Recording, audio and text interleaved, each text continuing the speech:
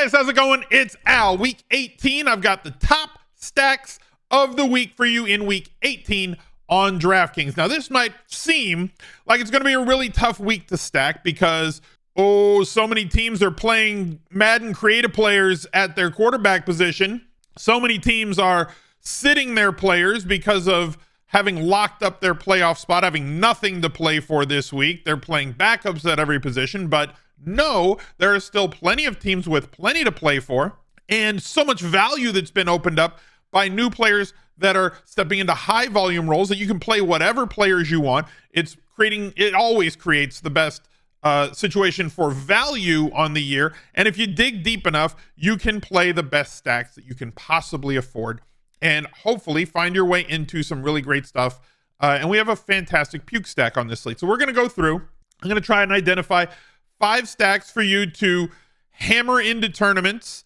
We're going to build an Underdog pick'em card. We're going to go over to Fantasy Labs and build 150 lineups and walk through all that. And I'm going to try and help you with it. My cheat sheet will be out on Friday. If you go over to smizzle.tv/Discord, become a server subscriber over there. It's $5 a month. You do everything in the Discord server. I don't think you can subscribe on the app. You have to subscribe on desktop or laptop because, the Android store and the Apple store takes 30% from any app, so nobody wants to lose their revenue. So you can't make the purchase in app on your phone for that reason. So you can join on your phone. Once you become a member, you can view it on your phone, but you got to make the purchase on desktop. So that's just a little hurdle you got to jump through, but it is what it is. Thank you guys for being here. Drop a like on the video, subscribe to the channel, ring the notifications bell. I hope you had a very happy and safe New Year's. And let's go. He's a legend. The Smiz Gang Listener League is posted for week 18. This is going to be the final Listener League of the year. We don't run these in the playoffs. This is the last one, so make sure that you get in there. It's a rake-free contest.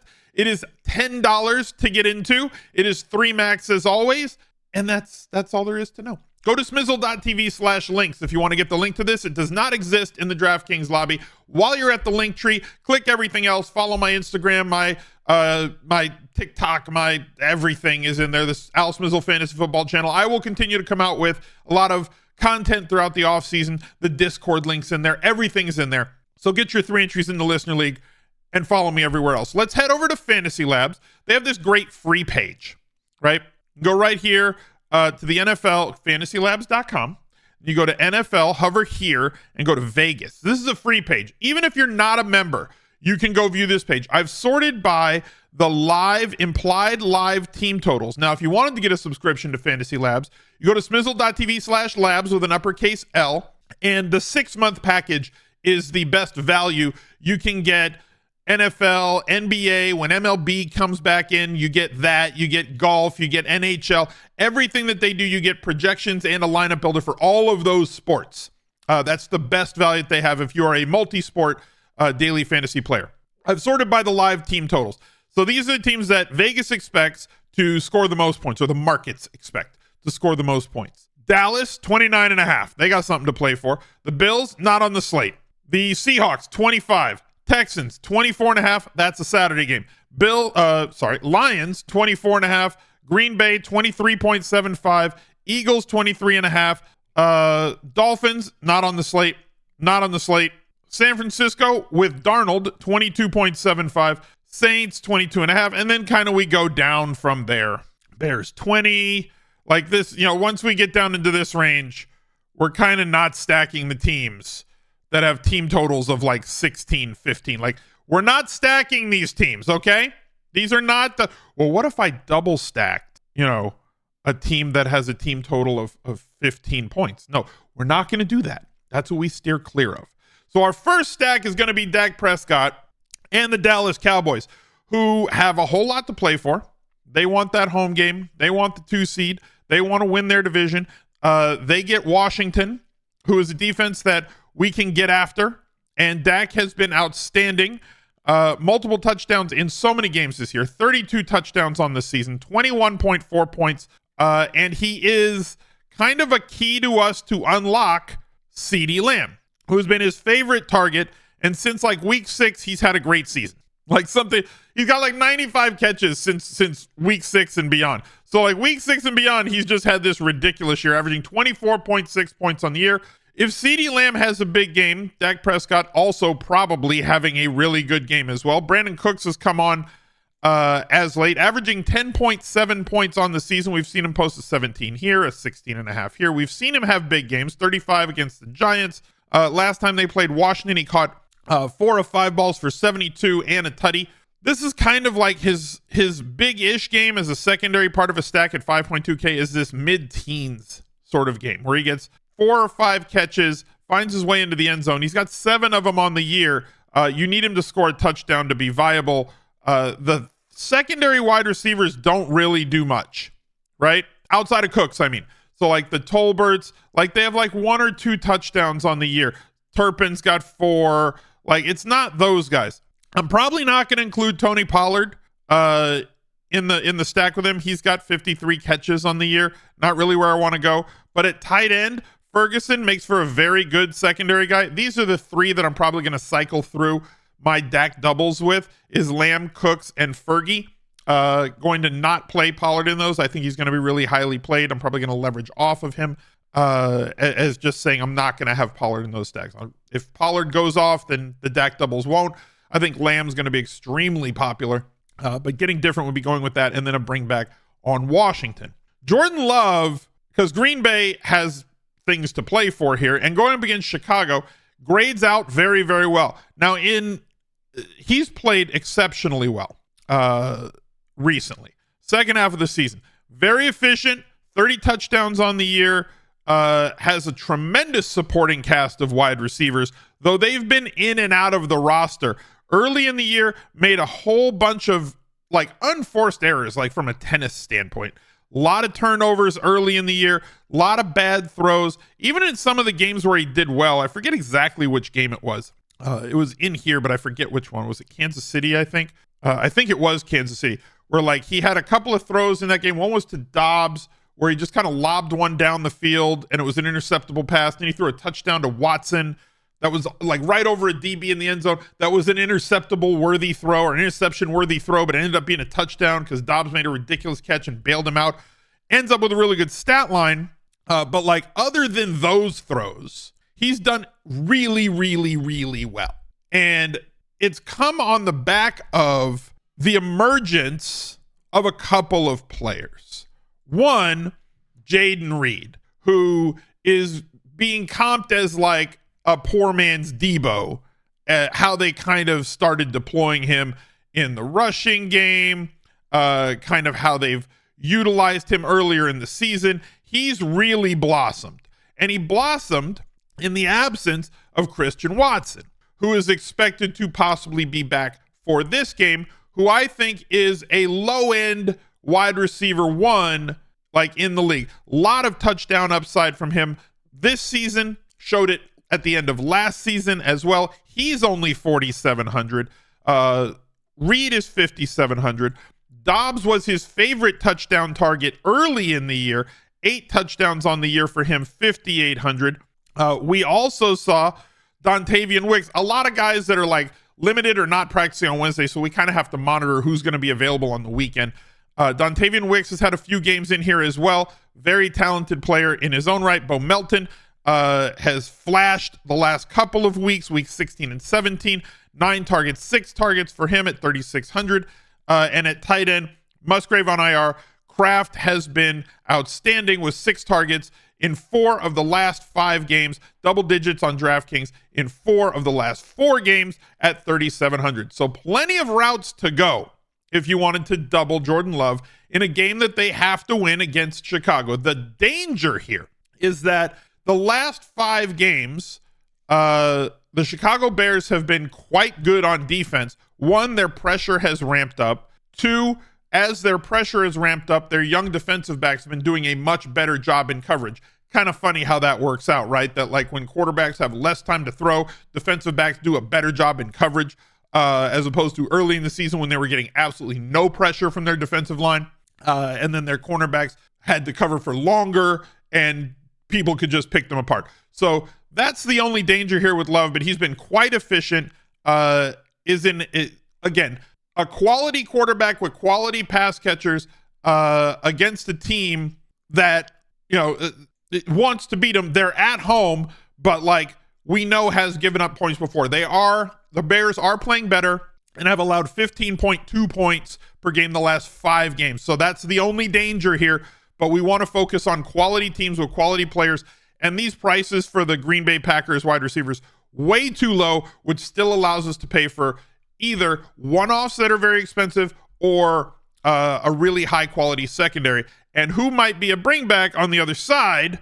I don't know. This guy's pretty like there's easy bringbacks that we could get to as well. Speaking of the other side, Justin Fields has been playing exceptionally well. 25, 25, 24 in 3 of the last 4 games.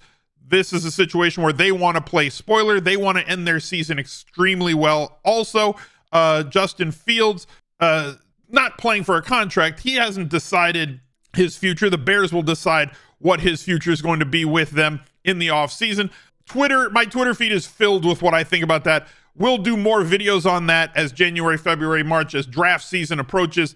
I'm not going to talk about it in this video. Go follow me on Twitter if you don't already, if you wanted more on that. But like in terms of this week, Green Bay has been a team that has given up a lot of points in spots so far this year. They got after him in week 1. They won that game 38-20. We know all about that, but this Bears team right now, the last month and a half, is different from that Bears team that played the first 6 weeks of the season when they were giving up 31.5 points a game and not moving the ball efficiently. Now they are moving the ball more efficiently. The only team that has kind of slowed them down was the Cleveland Browns in week 15, and they slowed just about everybody down right now. Justin Fields playing really, really well, really, really efficiently. This offense moving the ball very well on the ground. This defense playing extremely well, and he is moving the ball very well through the air as well.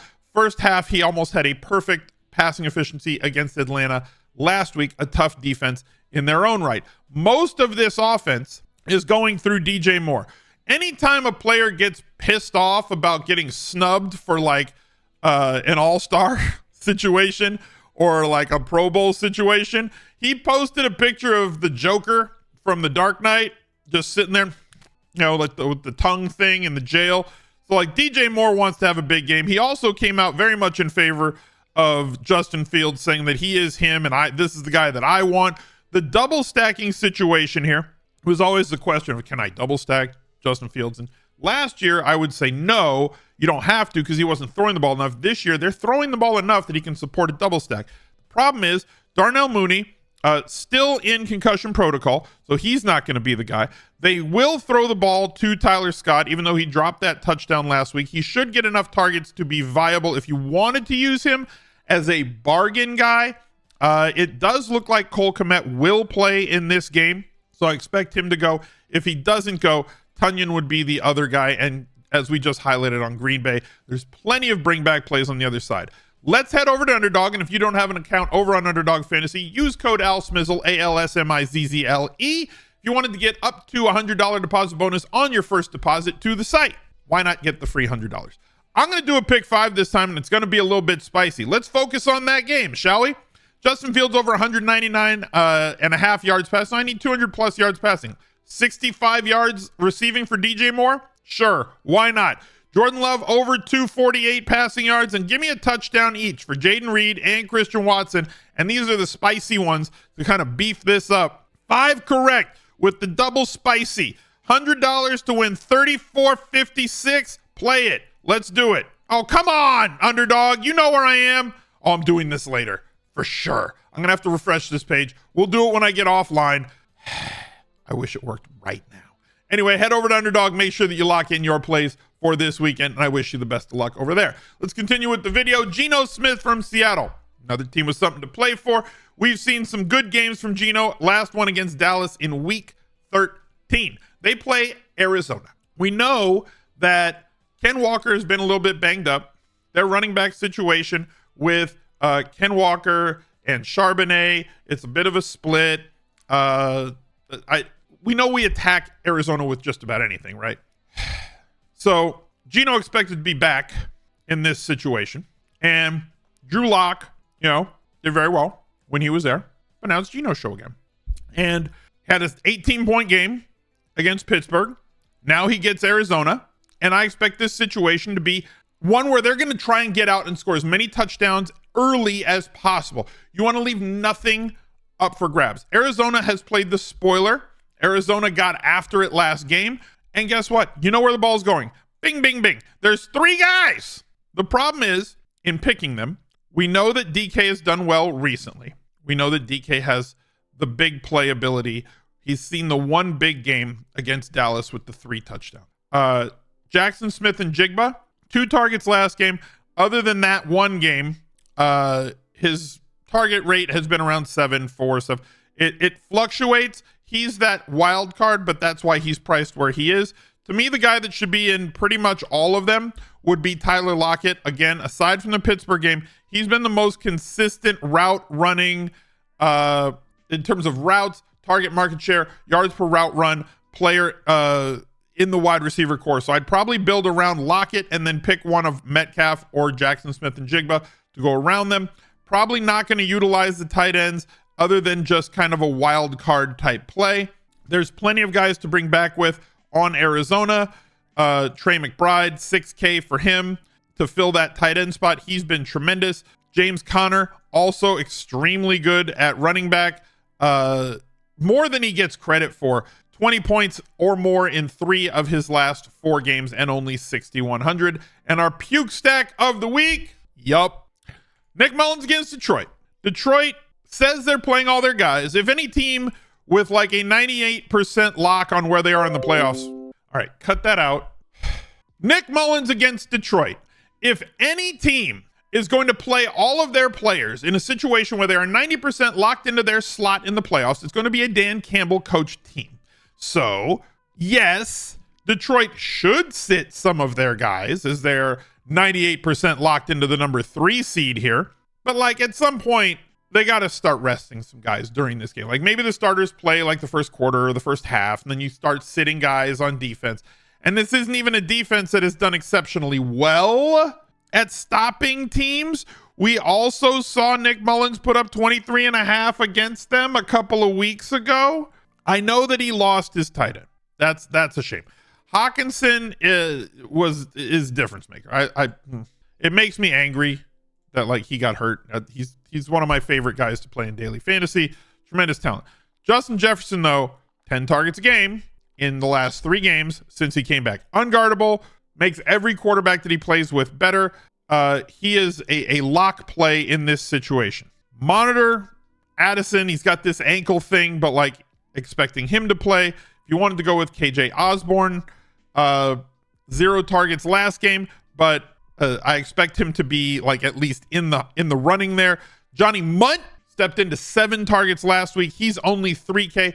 Plenty of plays on Detroit, especially if they're going to play all of their guys in this spot. Take your pick from where you want to go. I probably would not play the running backs, but would go with one of the wide receivers in this spot.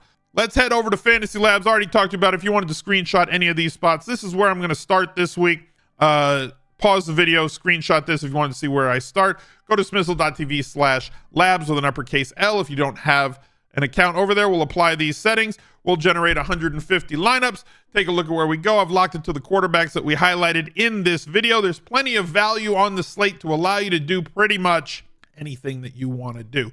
Just realize that you're not going to click the green generate button and just print money. That's not how it works. But if you wanted to take a look at my first look lineup that I posted earlier this week to give you a different look at how to build a full lineup on the Week 18 slate, that video is right over here, and I hope that you take a glance at it. I wish you the best of luck this weekend. Have a great time and have fun building lineups. Join the Discord, and I'll talk to you later. Bye.